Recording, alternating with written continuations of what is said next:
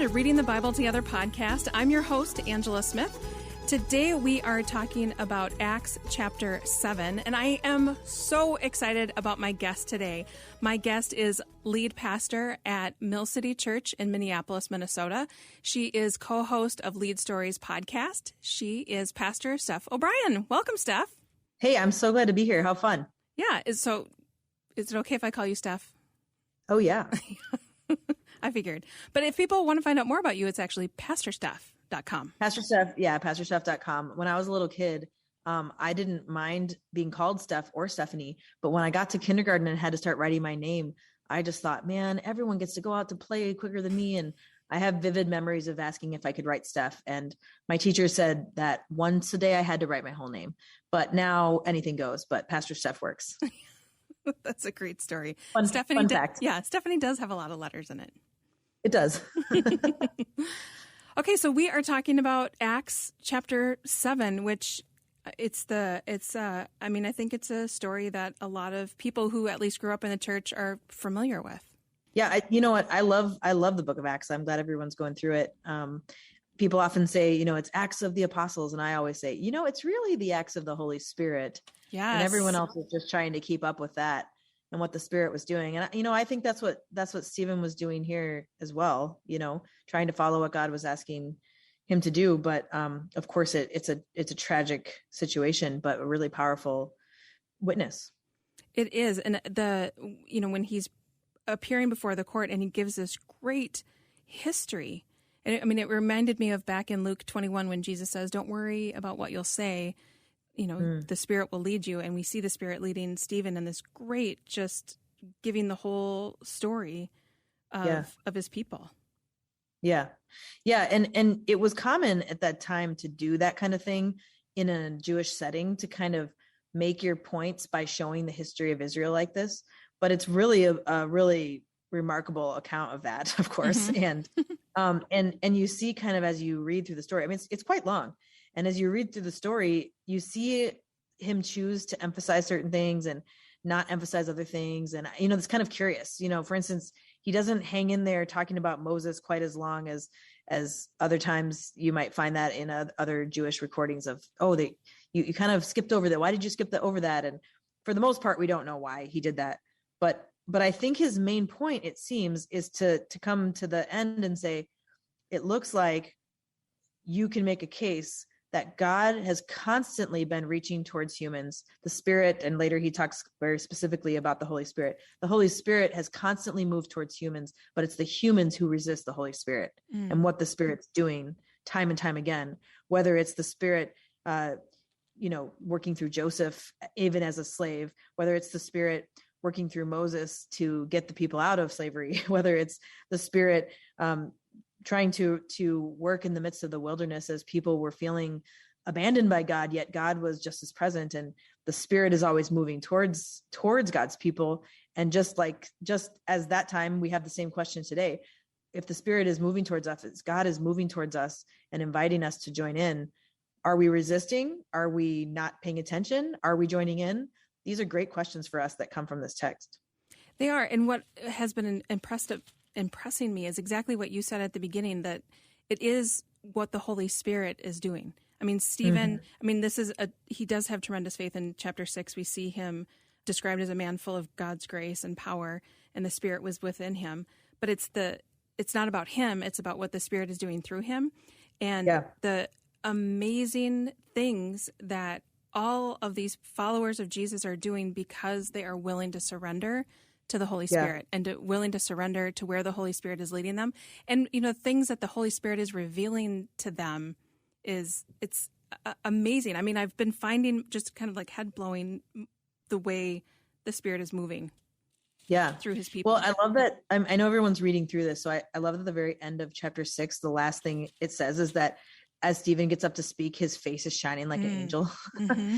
and even that, light, and you see the Spirit referred to as wind and light and a dove and all these different parts of nature almost. But it's always this phrase, like when Jesus is affirmed in his baptism, it says that the Spirit descended like a dove, not necessarily there was an actual dove. We're right. deciding to call that dove a Holy Spirit, but like his face it's like he's lit up like an angel.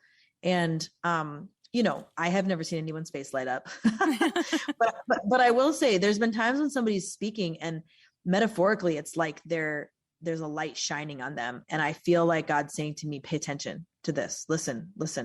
And I wonder, even though this story ended so tragically, if there were other people who walked away from that saying, I can't deny that there was something supernatural happening and I heard something that changed me. And I wouldn't be surprised if that was a big part of some people's story after this happened. Yeah. And also I think, have you ever had the experience when you hear yourself saying something and you're like, that is not me. That is too smart for me. Yeah. Right. Or that's not what I was just thinking. So right. I can feel the Spirit just putting this different trajectory, almost just kind of turning my gaze towards, or, turning my trajectory towards another direction, which of course will cause us to be in a completely different place. So yeah, absolutely. Well, and before we were recording, you were talking about, because we see this, mob mentality and the way they go after Stephen. Will you talk, and they end up stoning him. Will you talk a little bit about what we were talking about before I hit record? Yeah. So it's not uncommon in the ancient time for this type of public, murder is what it is. It's murder. And, of course the legal systems and the safety, it was very, very different. We can't really put ourselves in that context completely. But one thing that's really different in this setting than we experience, for instance, in the United States, is that the Jewish people were really kind of living under two types of laws, really. They were living under the law of the land, which was the Roman law at this time in this location. And then they were living under the law of the Torah and their understanding of the Torah and how they had come to understand it. So it had come to a place in the Jewish court that if someone was blaspheming the way that they believed Stephen was, of course, there's lies that are being told about what Stephen is saying and doing. They're not actually true. But some of what he's saying is considered blasphemous to them. Some of what he actually did say is considered blasphemous to them. And it would be permissible to stone somebody for that kind of behavior. Now, not usually in a mob mentality. There would be a court, there would be a hearing, there would be an opportunity for someone to speak. So that was the first line that was crossed. Mm-hmm. The second line that was crossed is that in the law of the land, people weren't to be stoning people in this way. So even though they felt that it was true it was right to be doing this by their own law religiously, it wasn't culturally legal. Like, this was an illegal murder that happened in a public place. And they, the mob mentality, you can see it in that language of gnashing of teeth and, are furious, instead of just saying they were disgruntled. I mean, it's furious. That's the way it's translated in the NIV. And then this idea of them laying their coats down in front of Saul, who we know becomes Paul, when his name is changed after he follows Jesus. This idea of the coats is kind of strange, but scholars are not totally sure, but it was almost like, take your coat off so you can have your arms free to throw those rocks. So it's almost this like, I take my coat off and like, I'll meet you outside. Yeah, right. Like, I'm going to lay my coat down so I can grab a rock and we're going to really gang up on this guy. Almost like akin to the stuff that would happen in the Greek, like Colosseums and stuff, where people would just be brutally murdered for show and for people's aggression. And so there's just it's a really brash situation that's happening here. And what's interesting, one of the questions in the study guide is, in what ways is Stephen's death like Jesus's death? I think that comes at the end. At least what I noticed was similar, is that he fell to his knees shouting, "Lord, don't charge him with the sin." And with that, he died. Yeah. Yeah. You see some real strong themes there, of course. First of all, the fact that he's being falsely accused to some point. Mm-hmm. It says very clearly in chapter 6, they're spreading rumors about him in order to take him down. Right. And that was clearly against the Torah to lie. Right. Exactly. So, there's just a lot of duplicity happening here. And that happened with Jesus too. There was, he said he's going to do this, and he's going to, this misunderstanding of the temple that you kind of read, of the temple being torn down. Mm-hmm. Jesus was speaking and said the temple will be torn down in 3 days, and he meant his body, and raised back up. And so this kind of rumor that this building that had become so sacred to them was going to be destroyed by Stephen and his followers, or by Jesus and his followers, was a similar rumor that's being dispelled today. And of course, they were very angry because it felt even more so like Stephen was threatening that when he said, God doesn't live in a building made by human hands, but he's not saying, so then we're going to tear it down. But that was the rumor that was being spread. So there's that same thing. Now, the difference is Jesus had a form of like a court, right? He was held before the Sanhedrin. I mean, there was a different Pilate. There was a whole nother thing that happened legally there, where this is clearly a fit of aggression and people who are furious taking that out on Stephen in the moment. So that's pretty different. But absolutely, the fact that he forgave those who had done this was just like Jesus, of course, and that his spirit was given up, and just to know that he had taken his willingness to follow Jesus so far that he knew, most scholars would say he knew this is what was going to happen if he was going to say what he said. Mm-hmm. So he didn't come into this by accident. He knew that if he was going to be that clear to say, you are just like your ancestors, you resist the Holy Spirit, you killed him, you killed Jesus. He knew that was most likely that's what most scholars believe, because of the actions they'd seen mobs like this take before, and the zealous nature of those folks who were with Saul at the time. Well, and I think what's interesting is that as we see, Stephen and others even appear before governing bodies, is that they're very in their face about that. This Jesus that came, that you crucified, was raised from the dead. He's they make no bones about who was it that took Jesus' life. It wasn't these oppressive Roman leaders who they're so afraid of, who are scary because they have oppressed them. It wasn't them. It was the people who had been under the same burden of marginalization that took that out on this other person, mostly because of fear of what they thought they were going to lose around power and around the building. And I mean, just many things. And I think a lot of us can resonate with that. We are afraid of losing what we have. And it doesn't always lead to such crazy behaviors, but it is certainly rooted in them. Yeah, I'm so glad you said that, because that's exactly what I was thinking. At the end of chapter 6, that what is it that's motivating these people to lie, to go against the law, and I think it was wanting to preserve their power and their position, and because Stephen had hurt their pride. Yeah, and when you feel like you're oppressed in the larger culture, even more so you want to hold on to what you have. And so the language we sometimes use in like counseling is like hurt people, right? It's a pattern that gets set, and it goes on. And so when people feel hurt, they tend to take that out on somebody else, but not back at the aggressor that they're afraid of, but on somebody who's afraid of them. And so they're taking that authority and power that they feel that they have within the religious system out on Jesus, and then similarly on Stephen. And as we know, as the story goes, many others are martyred not by the hands of others, but by the Jewish community. And I think it's important too to kind of take note that about Saul being there, about them laying their coats at his feet, to think about the position that he had makes what we're going to see in the next few chapters when he has his conversion experience.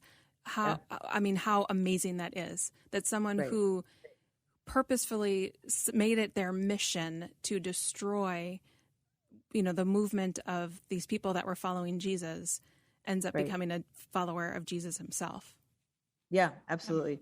And I think it's so important to note that this is not like it was all Jewish people that were following down this road, that there was the roots of Christianity in this moment. I mean, when Paul became a Jesus follower, it's not like he switched to a new religion. There wasn't Christianity proper at that time. He became a follower of Jesus as a Jewish man, and so there was a choice to be made then, just like there is now, about whether or not we're going to follow truly what Jesus is inviting us into, whether or not it's what's going on in the rest of the culture around us, whether it's not happening in the culture of the world or even in our religious cultures. Sometimes we know that sometimes we get it wrong, and here was an opportunity. So it's important not to say, oh, well, this, the Jewish folks were the enemy here. No, not at all. Like that would be a very misunderstanding of, and really honestly has led to some anti-Semitism and things that are not fair. What's happening here is a few people are deciding to take matters into their own hands. And it was the Jewish community that first chose to follow Jesus.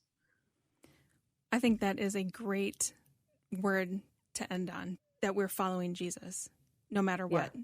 No matter what the culture is saying, no matter what, even, sometimes our religious organizations, our churches, sometimes, don't always get it right, but that we're following where Jesus is leading us.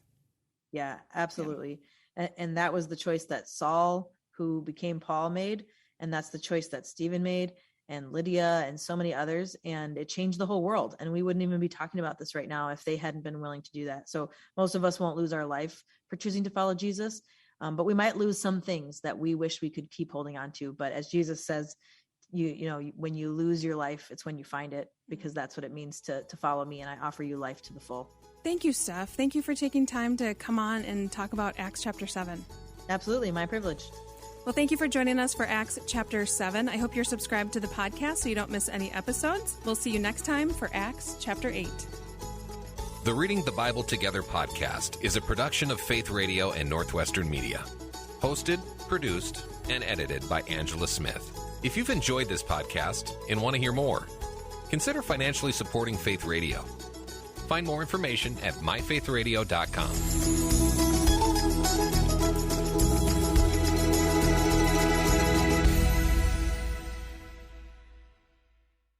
On the latest episode of the Wow God Stories podcast, we go to Africa. I was raised in Sierra Leone in a community that truly lived the phrase, "It takes a village." Until one day, the world outside Anita's village broke in. I didn't grow up in a war zone, but I watched one unfold in the country I love. God brought hope to her story and many others through radical provision. God began to direct us towards Uganda, Africa. I was born and grew up in the countryside of Ethiopia. Nanjan I met in Kigali, Rwanda. Discover how God showed up in the middle of war, loss, and impossible odds in Africa.